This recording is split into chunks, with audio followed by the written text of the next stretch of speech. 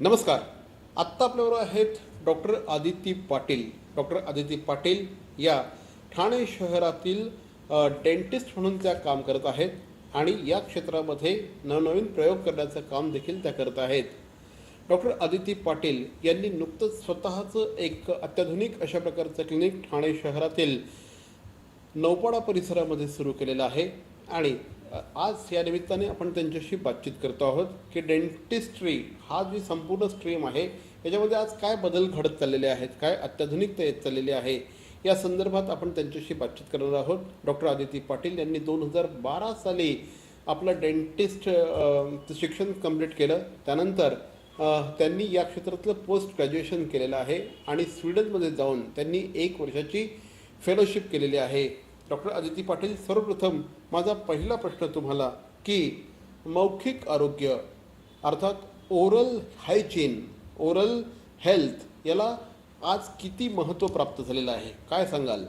सगळ्यात पहिले मला सांगायला आवडेल की हे बऱ्याच जणांना माहिती आहे किंवा 80% जणांना नाही माहिती आहे that mouth is the mirror of your bodies health.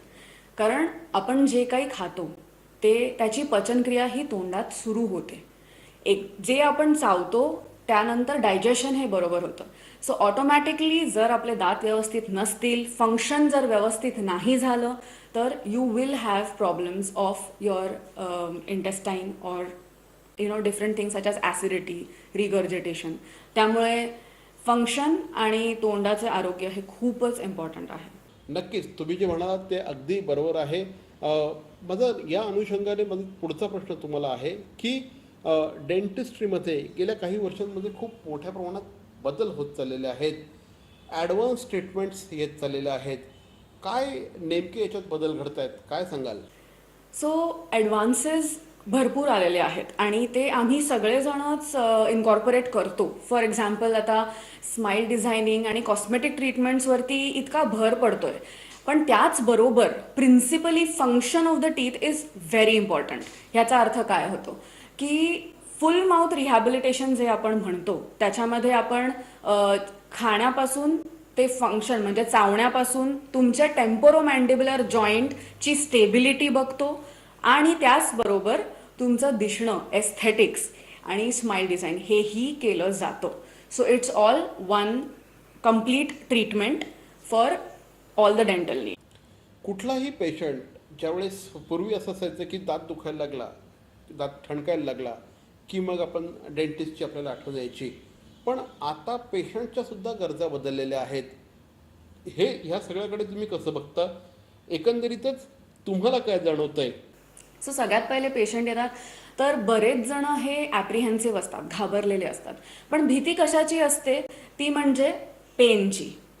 Main important thing आम्ही आमच्या क्लिनिकमध्ये हा प्रयत्न करतो that we go for painless treatments. ह्याचा अर्थ काय आहे? सगळ्यात पहिले जेव्हा पेशंट येतात तेव्हा आम्ही कन्सल्टेशनमध्ये त्यांना थोडंसं रिलॅक्स करण्याचा प्रयत्न करतो. त्यांना समजवतो की तुमचे ट्रीटमेंट स्टेप्स काय असतील. वेन दे आर अवेअर की काय होणार आहे किंवा काय लागणार आहे, ऑटोमॅटिकली तिकडे थोडा स्ट्रेस कमी होतो. तिथून पुढे पेनलेस ट्रीटमेंटसाठी आपण ॲनेस्थेटिक स्प्रेज, जेल्स वापरून त्यांच्या ट्रीटमेंट्सच्या वेळेला त्यांना एकदम विदाउट पेन ट्रीटमेंट करण्याचा प्रयत्न करतो, और minimal pain at the very least. So that is what the patient's expectation is that treatment should be pain free. डेंटिस्ट्रीमध्ये नवनवीन बदल घडत आहेत, अनेक ॲडव्हान्स ट्रीटमेंट्स येत आहेत. या सगळ्याकडे तुम्ही कसं बघता आहे? काय बदल होत आहेत? पेशंट्सची काय मानसिकता बदलत चाललेली आहे, त्यांच्या काय गरजा बदलत चाललेल्या आहेत, काय सांगाल? सगळ्यात प्रथम मला हे सांगायला आवडेल that I have been very lucky किंवा की मला खूप चांगले मेंटर्स मिळालेत ज्याच्यामुळे मी ह्या सगळ्या गोष्टी इन्कॉर्पोरेट करू शकले. म्हणजे ज्या फेलोशिप मी केली डॉक्टर रमेश चौधरींच्या अंडर आणि मी स्वीडनला गेले, तिकडे डॉक्टर मॅट्स विकस्ट्रॉम, अशा सगळ्या नामांकित डेंटिस्ट इंटरनॅशनली, त्या सगळ्यांकडनं शिकून I have been able to really incorporate those things in my practice. नंतर इथे डॉक्टर अजित शाळेग्राम वगैरे अशा सगळ्या डॉक्टर्समुळे, त्यांच्या मेंटरिंगमुळे आज मी चांगली प्रॅक्टिस करू शकते. So because of that I do try to do as much as possible, do my best in my dental treatment. एकंदरीतच ज्या पद्धतीने तरुणांना आज डेंटिस्ट्रीची गरज आहे. तरुण मोठ्या प्रमाणात वळत आहेत. त्यांना कॉन्फिडन्स वाढण्यासाठी पर्सनॅलिटी अधिक चांगली होण्याच्या दृष्टिकोनातून तरुण येत असतात. त्याच पद्धतीने लहान मुलांसाठी देखील तुम्ही काही ॲडव्हान्स ट्रीटमेंट्स आणलेले आहात, त्याविषयी सांगा. सो आताच्या ज्या खाण्याच्या पद्धती आहेत मॉडर्न टाईम्सच्या, त्यामुळे लहान मुलांना जास्त दात किडण्याचं हे जास्त झालेलं आहे. जंक फूड हे नुसते लहान मुलंच नाही तर मोठेही खातात, पण लहान मुलांचे कीड खूप रॅपिडली स्प्रेड होते. सो त्याचं हे काय स्नॅकिंग वाढलंय, त्यामुळे हे होतं. म्हणजे 2 मेजर जेवणांच्या मध्ये काहीतरी अरबट चरबट खाणे. गोड खायचे नाही असं नसतं.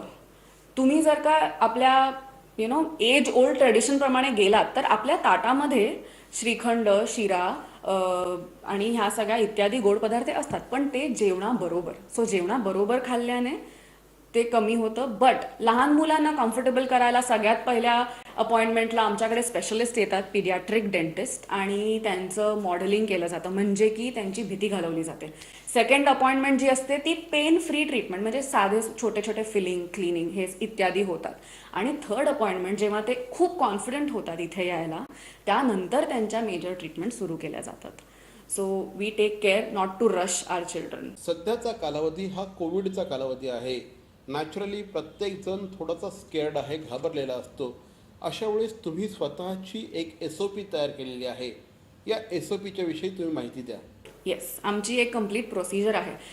पहिली अपॉइंटमेंट म्हणू शकता तुम्ही की मी टेलिफोनिक पेशंटशी बोलते, त्यावेळेला मला ऑटोमॅटिकली कळतं की पेशंटची चीफ कंप्लेंट म्हणजे त्यांना कुठला त्रास आहे, ती गोष्ट सगळ्यात आधी आपण रिलीव्ह करण्याचा प्रयत्न करतो. सो अपॉइंटमेंट्स ह्या फक्त त्यांना दिलेल्या वेळेत म्हणजे अपॉइंटमेंट वाईजच होतात ट्रीटमेंट्स. जेव्हा पेशंट येतात त्या 2 पेशंटच्या मध्ये 20 मिनिट्सचा माझ्याकडे टर्नओव्हर टाईम असतो. त्याच्यामध्ये आमचं कम्प्लीट डिसइन्फेक्शन होतं पूर्ण क्लिनिकचं. सगळ्या गोष्टीत मोस्ट ऑफ द आम्ही डिस्पोजेबल गोष्टीच वापरतो.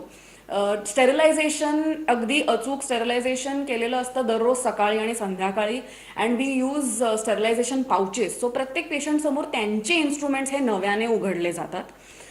2 गोष्टी अजून म्हणजे की वी डू फ्युमिगेशन, म्हणजे रात्री फ्युमिगेशन करतो आम्ही क्लिनिकचं once in few days. So trying to make this environment clean and safe for the patient as well as for me. नुकतंच आपण ठाण्यामध्ये क्लिनिक सुरू केलेलं आहे. नॅचरली ज्यावेळेस आपण एखादं क्लिनिक सुरू करतो त्यावेळेस जास्तीत जास्त ते ॲडव्हान्स असावं या दृष्टिकोनातून आपण प्रयत्न करत असतो. तुमच्या क्लिनिकमध्ये काय काय सोयी अवेलेबल आहेत त्याविषयी माहिती द्या. आपण जे काही कॅपिंग म्हणजे क्राउन्स देतो ते आपण कॅडकॅम आणि 3D printed crowns and caps देतो, आणि ही अवेलेबल आहे सगळ्यांसाठी. म्हणजे एनी एज ग्रुपसाठी आपल्याकडे best of best crowns available आहेत. स्माईल डिझायनिंग आपण इथे करतो, जिथे लग्ना अगोदर मुलगी असो या अथवा मुलगा त्यांना खूप सुंदर दिसायचं असतं फोटोग्राफ्समध्ये. सो त्यांच्यासाठी आपण स्माईल डिझायनिंग करतो. बट एवढंच नाही, सिनियर सिटीजन्स आहेत, त्यांचे दात पडले, त्यांना दात बसवायचे, पण त्यांच्याही अपेक्षा काही नुसतं फंक्शनसाठी नसतात. जरी कवळी केली बेसिक तरी त्यातही आपल्याला ती सुंदर करून कॅरेक्टरायझेशन करून ते त्याहून इतके छान दिसतात की जवळपास एक 5-10 वर्ष त्यांच्या चेहऱ्यावरचे कमी होतात. अशा गोष्टींवर भर देतो आपण along with the functional importance of dentistry. एक जस्ट कुतूहल म्हणून तुम्हाला प्रश्न विचारतोय हा की लोक आता कुठल्या कुठल्या कारणांसाठी, म्हणजे आता तुम्ही ही सगळी अत्याधुनिक ट्रीटमेंट आणलेली आहे, तर लोक कुठल्या कुठल्या कारणांसाठी आता डेंटिस्टकडे येतात, काय सांगाल? सो आता लेटेस्ट म्हणजे बोटॉक्स, फिलर्स हे सुद्धा डेंटल ट्रीटमेंट बरोबर केलं जातं. का? कारण इथले जे आपले व्रिंकल लाईन्स असतात, आपण फुल माउथ ट्रीटमेंट केली, स्माईल डिझायनिंग केलं किंवा डेंचर केलं तरीही बाहेरच्या ज्या स्किनचे सुरकुत्या आहेत त्या काही आपल्या नुसते दात बसवून जात नाहीत. सो बोटॉक्स फिलर्स हे केलं जातं. त्याच्यानंतर there is something called as maxillofacial prosthesis, हे माझ्या स्पेशालिटी अंडर येतं. सो काही अनफॉर्च्युनेट पेशंट ज्यांना कॅन्सरमुळे त्यांचे नाक, डोळा, कान वगैरे इत्यादी दे आर नॉट प्रॉपर, तर we do with proper medical grade सिलिकॉननी आपण त्यांना प्रोस्थेसिस देतो. त्याच्यामुळे क्वालिटी ऑफ लाईफ ही बेटर होते. प्रत्येकाला कॉन्फिडन्स हवा असतो पब्लिकली वावरायला, लोकांशी बोलायला, and for that everybody wants to feel good, look good. So we provide all of these treatments as well, quality of life increase करण्यासाठी. हे झालं सगळं ॲडव्हान्स ट्रीटमेंट्सच्या बाबतीत. परंतु मी डेंटिस्टला कधी भेटावं, काय लक्षणं दिसली की मी लगेच डेंटिस्टकडे जायला हवं, काय सांगाल? येस, पहिली गोष्ट म्हणजे ट्रान्सपरन्सी. कारण म्हणजे डायग्नोस्टिक म्हणजे पहिल्या वेळा जेव्हा पेशंट आमच्याकडे येतो त्यावेळा आम्ही त्यांना त्यांचं डायग्नोसिस करताना इंट्राओरल कॅमेरामधून त्यांना सगळे दात त्यांचे दाखवतो त्यांच्यासमोर. सो आम्हीही तेव्हाच बघत असतो. त्यामुळे कुठे काय प्रॉब्लेम आहे किंवा किती छान आहे हे सगळं त्यांच्यासमोर होतं. So that is 100% transparency of the treatment plan ahead. Digital X-rays तर आमच्याकडे आहेतच. त्या व्यतिरिक्त पेशंटचे काय एक्सपेक्टेशन्स आहेत ते पहिल्या ह्याच्यातच वी डिस्कस विथ देम, आणि तिथून पुढे we can draw a proper treatment plan. आत्ता तुम्ही जे काही विवेचन केलेलं आहे ते निश्चितपणे, पण जर आधीच पेशंटनी म्हणजे कुठल्याही प्रकारचे दंतविकार होऊ नयेत किंवा आपले जे परमेश्वराने दिलेलं एक अमूल्य भेट असते दात म्हणजे हे दीर्घकाळ राहावेत, यासाठी पेशंट्सनी काय काळजी घेतली पाहिजे? सो बऱ्याच वेळा आपल्या इथे दुखल्यानंतर डेंटिस्टकडे येतात, पण असेही आहेत अवेअर जे आपल्याकडे नागरिक आहेत, ते वर्षातनं एकदा नक्कीच येतात आपले दात दाखवायला. का? मला खूप आवडतं जेव्हा मी पेशंटला म्हणते की तुमचे दात ना खूप छान आहेत. So once this confidence build की ओके मी वर्षातनं एकदा दाखवले, then I know that my teeth are safe, कुठेही छोटी पण काळी कीड सुरू नाही झाली आहे. तर इनिशियली तुम्ही जेव्हा स्वतःला जर का घरी एव्हरी मंथ एकदा स्वतःचं तोंड उघडून बघता, तर हे बघा की कुठे काळपट तुम्हाला दिसत नाही आहे ना, कुठेही तुम्हाला थोडंसं दुखणं, सूज जे तुम्ही निग्लेक्ट करताय, किंवा सकाळी उठल्यावरती तुम्हाला असं वाटतंय की मी दमली आहे, माझी मान दुखतीये, डोकं दुखतंय, हे डोकं दुखण्याचे लक्षणं नाही आहे. दिस इज बिकॉज तुम्ही आयदर नाईट ग्राइंडिंग करताय किंवा दिवसा दात असे क्लेंच करताय. ह्या सगळ्या गोष्टी तुम्हाला जर कधी जाणवल्या, you should come to a dentist for a checkup and get it clear की काही प्रॉब्लेम आहे किंवा नाही. कुठल्या व्हॅल्यूजवर तुमचं हे सगळं क्लिनिक उभं आहे, कुठल्या व्हॅल्यूजवर हे सगळं क्लिनिक पुढे जाणार आहे, तुमची प्रॅक्टिस पुढे जाणार आहे, काय सांगाल?